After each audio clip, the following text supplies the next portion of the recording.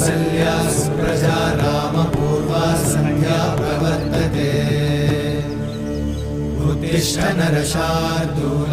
कर्तव्यं दैवमाह्निकम् उत्तिष्ठोत्तिष्ठ गोविन्द उत्तिष्ठ गरुडध्वज उत्तिष्ठ कमलाकान्त त्रैलोक्यं मङ्गलं कुरु उत्तिष्ठोत्तिष्ठ गोविन्द उत्तिष्ठ गरुडध्वज उत्तिष्ठ कमलाकान्त त्रैलोक्यं मङ्गलं कुरु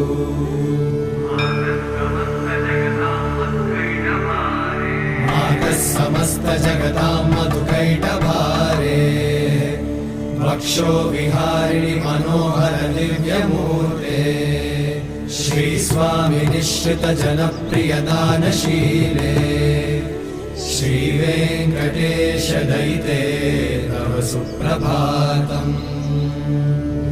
तव सुप्रभातमरविन्दलोचने भवतु प्रसन्नमुखचन्द्रमण्डले विधिशङ्करेन्द्रवनिताभिरर्चिते वृषशैलनाथ दयिते दयानिधे अत्यादि सप्त ऋषयः समुपास्य सन्ध्या।